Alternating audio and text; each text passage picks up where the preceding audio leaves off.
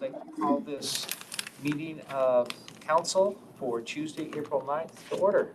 We're coming to you today from the room 530 on the 5th floor, which is usually our committee room and or our board room, and the MCA has been rented. So we're making some revenue. So they've displaced council for the day. Can I have an adoption of the agenda? Moved by Councillor Chahal, seconded by Councillor Gibson. And all those in favor? And then we have one set of minutes from March 12th. Move the minutes. Moved by Councillor Lowen, seconded by Councillor Workington. And any errors or omissions?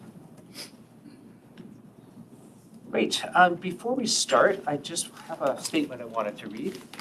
So before we start today's meeting, I'd like to just take a few moments to offer our condolences on behalf of all of us on council to the family of Michelle Sagert, who passed away very suddenly early last month at only 35 years old.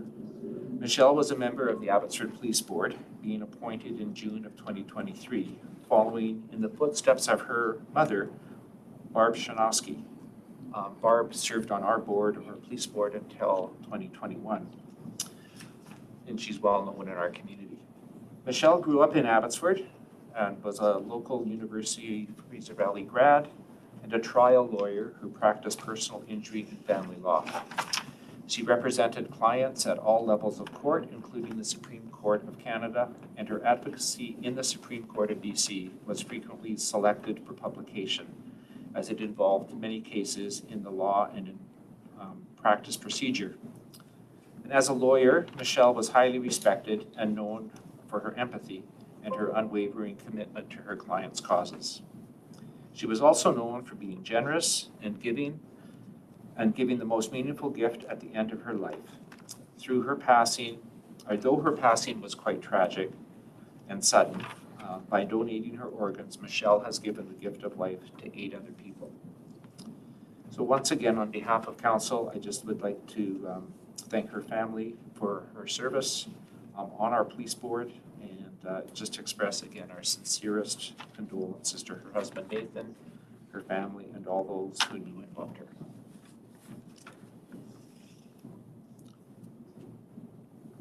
Okay, we will go into we have no presentations or delegations, but we do have 7 sets of minutes and correspondence. And does anybody have any items there that they'd like to pull out for discussion? Not seen any, then we'll go right down to reports and item 7.1.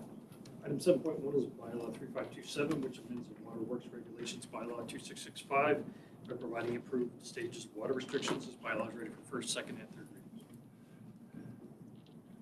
I'll move for second, third. Okay, moved by Councillor Chahal, seconded by Councillor Ross. And any comments or questions on this item? No? Councillor Lowen? Yeah, there will be a fair bit of pushback, I suspect, on the watering to restriction to 1 day per week on lawns. The staff see us reviewing this on an annual basis, and perhaps that will return to 2 waterings per week, perhaps next year or the year after? Or is this just meant to be a permanent adjustment to the watering regimen?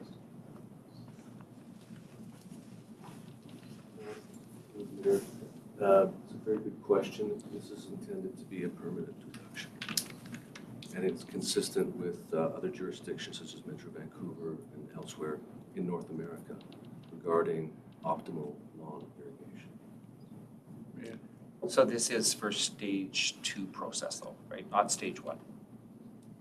Oh, No, this is for stage 1? Stage 1. this is, yeah. There's a reduction from 2 to 1. So my next question is, does the literature support that in terms of maintaining healthy lawns? Are we going to see browner lawns as a result, or are we going to see sicker if I use that word, sicker lawns? It's a good question again. There's two parts to that. On one hand, the science is very clear that the optimal amount is less than, it can be done with one watering a week. And the second part is that with lawn turf, a period of dormancy is also normal. So it's not necessarily sickening, but it can go golden, as we call it. Yeah. Okay, thank you. Okay, thank you. Councillor Dreesen. Thank you, Mayor. Yeah, I just was wondering, for the public, when seeing this report or if they're going through it, we also have the water resiliency project that was announced, and so I'm just wondering if you can explain as to, kind of in short form, like how that affects this, and if this is long-term, short-term, just because I feel like some people get confused when we talk about water restrictions and they hear in the news that there's funding coming, but we're also still looking at restrictions, so able to try to unpack that a little bit. Okay, thank you, through the Mayor. This is a delicate balance between supply and demand. So we're trying to work both sides. We're working on optimal supply, but also thinking about demand. And when we do that, we have to think not just in the short term, medium term, but also in the long term. So all these things kind of build together to what we call harden demands downwards, so we can push capacity expansions further into the future. Thank you, that's exactly what I was looking for. Thank you. Councillor Ross. Yeah, just in support of the recommendation and, you know, whether there should be 1 year permanent, sadly, it's going to have to be permanent. Climate change is our reality and it's only going to get worse. And if I have to make the choice between a green lawn and enough water for our own survival and our own needs, then I will take the latter. And I think that's the choice that we're faced with now. Great. Is there any other comments or questions? Okay, all those in favor? Reluctant. The motion carries. Any opposed? Nope, passed unanimously. Next item, please. Item 7.2 is an agricultural land commission application for the properties located at 5703 Bell Road and 34339 Harris Road. Staff recommendation is that this application be forwarded to the Agricultural Land Commission with no comment. Thank you very much. The subject lands are located near the intersection of Harris Road and Bell Road. These lands are located in the ALR and are designated Agriculture 2 lowlands by the official Canadian plan. These properties carry corresponding Agricultural 2 zoning. This time, the applicant wishes to complete a boundary realignment subdivision under the under the ALC use and subdivision control regulations. There are limited authorities that are granted to the approving officer. In this instance, due to the encumbrance of the septic field that's associated with this application, the approving officer is not able to complete the subdivision under those regulations, and a subdivision within the ELR application is required before proceeding. At this time, staff does recommend that this application be forwarded to the ALC for their review and consideration based on their broader policy perspective that may impact this application. Thank you. Moved by Councillor Ross, seconded by Councillor Sadhu. And any comments or questions at this point? Councillor Dreesen. Thank you. I did notice on this application that that our city agriculture committee had actually suggested to forward it with support. And so I'm just wondering if you could explain more, the septic field requiring an easement. Can you unpack a little bit about that process and why that was? I know that was one of the reasoning behind staff's recommendation. If you can explain that. Yeah, for sure. So the ALC use and subdivision control regulations provide a very narrow focus for the approving officer and delegates authority under very specific circumstances to approve these subdivisions. Basically, the regulation says that when there's a net benefit to agriculture or the property can benefit from the use of buildings, then the AO can approve that subdivision. In this instance, because the size of the encumbrance and the location of the septic field, the AO wasn't able to conclude that there was a benefit to agriculture, and in fact, there would be a sizable impact on the agricultural lands that remain.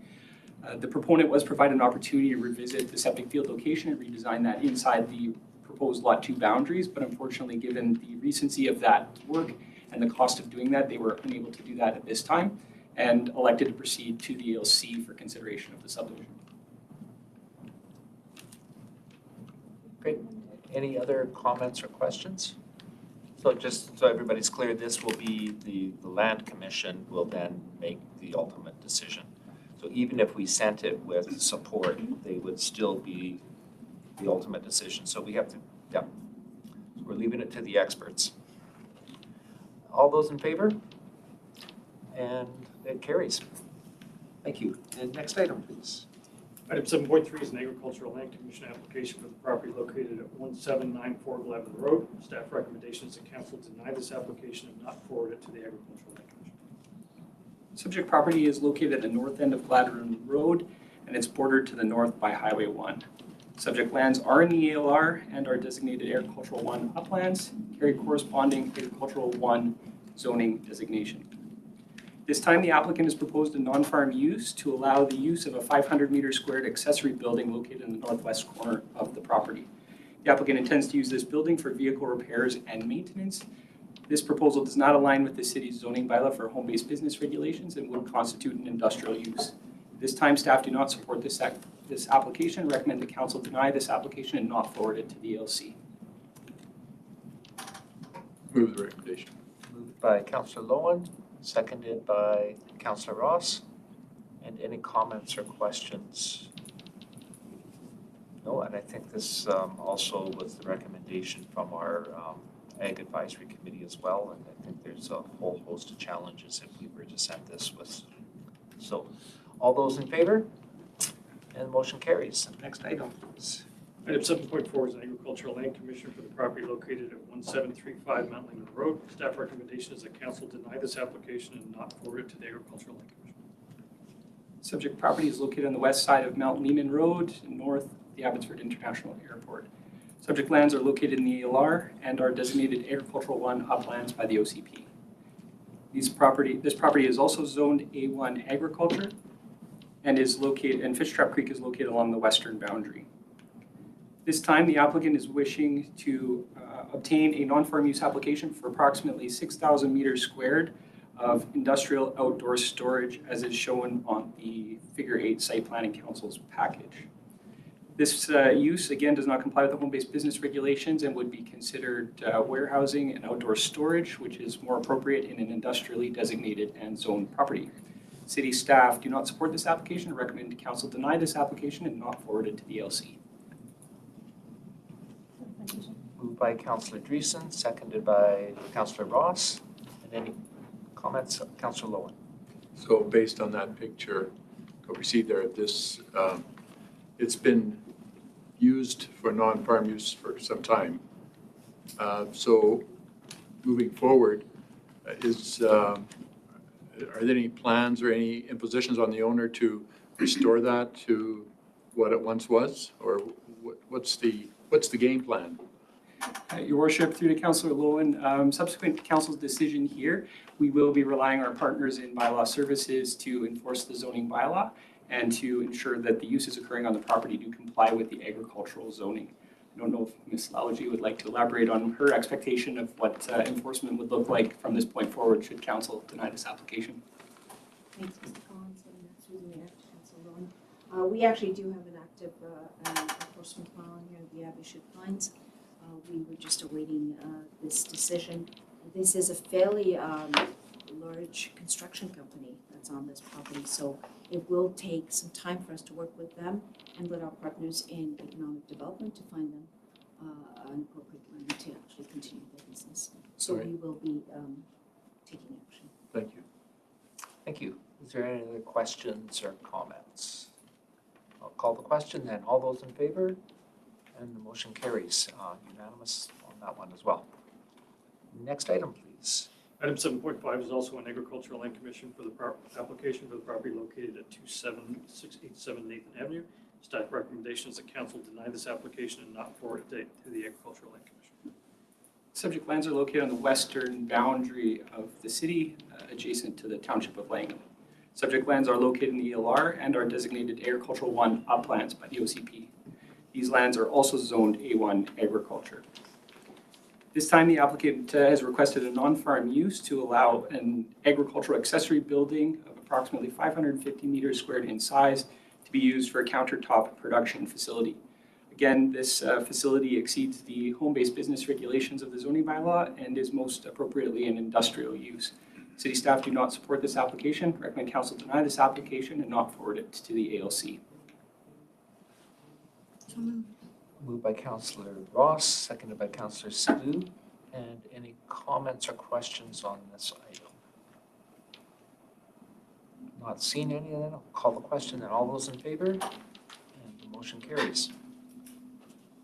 Next item, please. Item 7.6 is a rezoning application for the property located at 36560 Dawson Road. Prior to council's consideration of extending the deadline for this application and giving first, second, and third readings to the bylaw, staff will provide a brief introduction. Subject property is located in Augustin, north of Augustin Parkway, south of Dawson, and west of Sumas Mountain Road. Subject land has a variety of land use designations occurring on the parcel, including country residential, open space, urban 2 ground oriented, and urban 4 detached. Similarly, the parcel has multiple zones that exist on the parcel, including multi and single family residential uses. At this time, the applicant is proposing rezoning only a 6.5 hectare portion from RS3 to RS5. If this rezoning application is approved by council, the developer has indicated approximately 20 additional residential lots can be accommodated within a proposed subdivision. This land is located in a steep slope development permit area and a natural environment development permit. And subsequent to council's consideration of rezoning, staff is in receipt of those applications and will review and adjudicate them.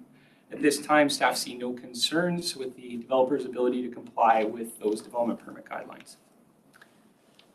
Subject land is also within a wildfire hazard development permit area. However, due to transition rules that exist in the McKee Peak Neighborhood Plan, that development permit is not required for this application. The developer has provided a concept site layout for subdivision that aligns with the proposed RS5 zoning. Again, the city's approving officer will review this for consistency with all city regulations pending council's consideration of rezoning. Staff support this application, and recommend council proceed as highlighted in the recommendation. I'll move. Moved by Councillor Chahal, seconded by Councillor Gibson. And any comments or questions at this point? Not seeing any, I'll call the question. All those in favor? And the motion carries. We went easy on you because of your throat. Thank you. I think it's back now. We're good. Item 7.7 is a rezoning application for the property located at 32123 George Ferguson Way. Prior to council's consideration of first, second, and third reading, staff will provide a brief introduction. All right, moving inside the, near the core.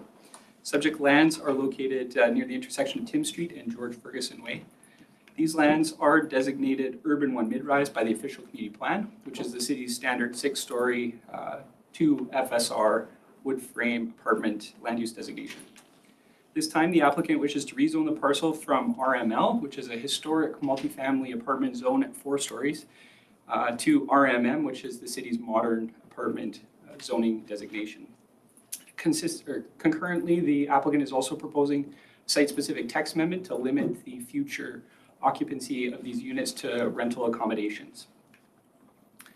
If the rezoning is approved, the applicant intends to construct a 130-unit rental apartment building. Staff is in receipt of a form of character development permit for this proposal. Overall, the applicant's design is consistent with the multifamily DP guidelines, and should council favorably consider this rezoning, staff see no reason why the forthcoming development permit couldn't also be issued. As this project will bring an additional 92 new rental units to market, city staff support this application and recommend council proceed as highlighted in the recommendation. I'll move. Moved by Councillor Chahal, seconded by Councillor Lowen. And any comments or questions? Councillor Gibson. Can staff just kind of explain the unusual configuration on the eastern portion of the property? I think, Your Worship, through to Councillor, there is a panhandle configuration here. That panhandle gives frontage, legal frontage to the rear parcel. In this instance, each of the proposed buildings are going to be on their own lot. And we have done some legal work inside this rezoning application to ensure that the access configuration is, it continues to provide access to both parcels, and we have no concerns with that configuration. So that, if I may, thank you. So Yes. that's the singular access, is that right?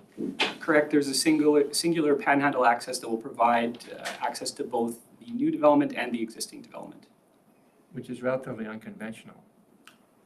It's not uncommon, Your Worship, through the councillor. It's not uncommon, and we have no concerns with this arrangement, provided that the legal work is done, which is a condition of this zoning approval. Okay, thank you. Thank you. Any other comments or questions? Are we, Mr. Mayor, are we taking public comments or questions at this time? Or is that not the right process? No, unfortunately, you can have a chat with staff Okay. after. But yes, unfortunately, this is just for council Thank you. at this point. Appreciate it.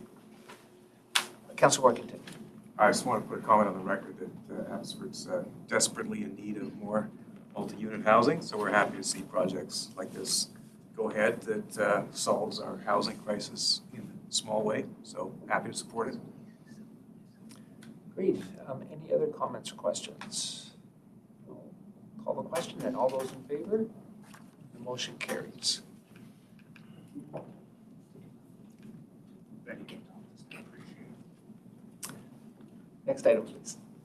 Item 7.8 is a rezoning application for the property located at 33724 Lincoln Road. Prior to council's consideration of first, second, and third reading, staff will provide a brief introduction. Subject property is located east of McCallum Road. Subject lands are designated Urban 3 infill by the official committee plan and are presently zoned RS3I.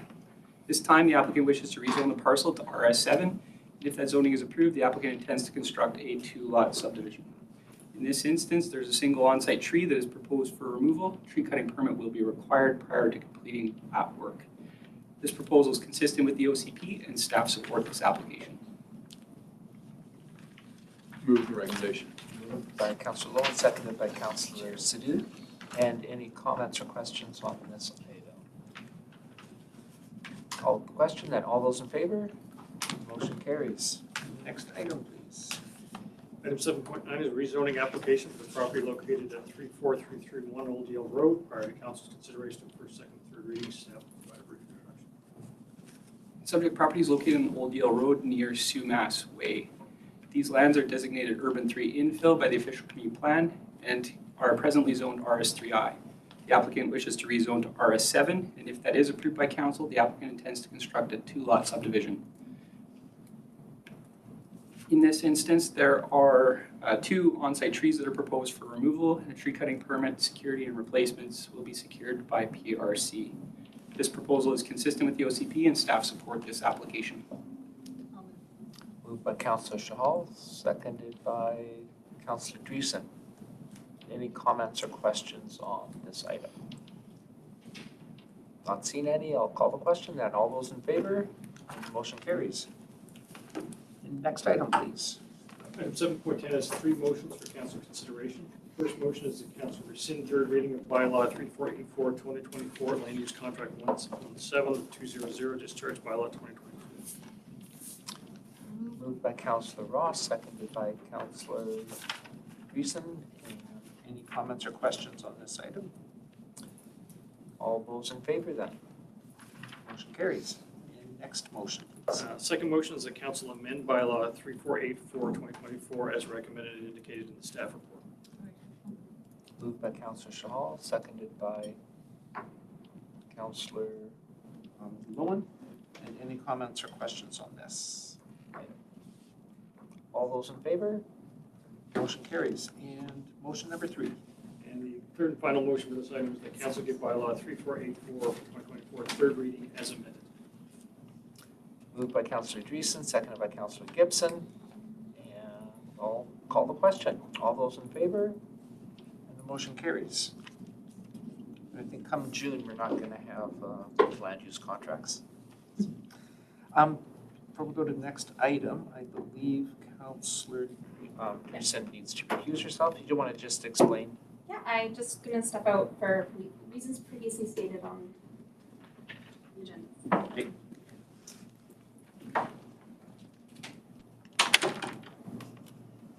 8.1 contains two bylaws for adoption. The first bylaw is bylaw 3414/2023, which is amendment 22 to the city's official community plan bylaw. The property is located at 53-207, 169, 465, 547, 267 Columbia Street. This bylaw is ready for adoption. I'll move adoption. Moved by Councillor Shahal, seconded by Councillor Sidhu. And any comments or questions? All those in favor? The motion carries. And then the second bylaw, please. Second bylaw is bylaw 3467/2023, which is the soil removal and deposit amendment bylaw for the properties located at 53-207, 169, 465, 547, and 267 Columbia Street. So the bylaw is also ready for adoption. Moved by Councillor Lowen, seconded by Councillor Ross. And all those in favor? The motion carries, and we can get Councillor Dreesen back in.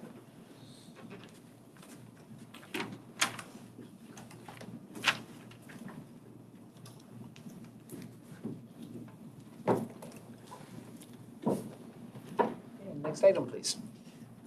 Item 8.2 is bylaw 3472/2024, which is amendment 574 to the city zoning bylaw. This bylaw is ready for adoption. And that is moved by Move adoption. Councillor Stu and then Councillor Lowen. And all those in favor? The motion carries. I have one item under new business. And I think for the second year running, the city of Abbotsford sent a deputy mayor.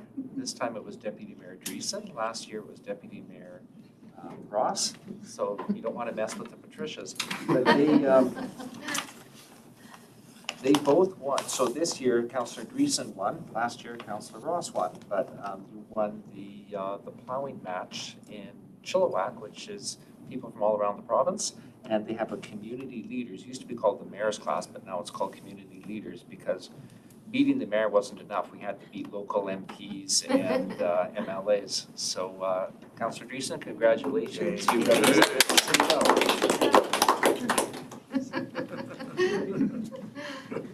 Is there any other new business? Councillor Workington. I have a question about the format of reports. I noticed in some of the applicants, when they're companies, we sometimes see the directors of the company listed and sometimes not. I'm wondering if it would be possible to consistently see the directors of the companies listed so we have some names to go along with who those companies are. That would be my new item of business. As a question on the record, it doesn't need to be answered today, but I'll just put the question on the record. Thank you. Okay, great. And staff will take note of that, and I think we've been trying to do that. Sometimes it's easier said than done, but I think, yes, that's point well taken. Okay. Any other items? Then I will entertain a motion to adjourn. So moved. Moved by Councillor Lowen, seconded by Councillor Gibson, and all those in favor? And we are adjourned. Folks have some specific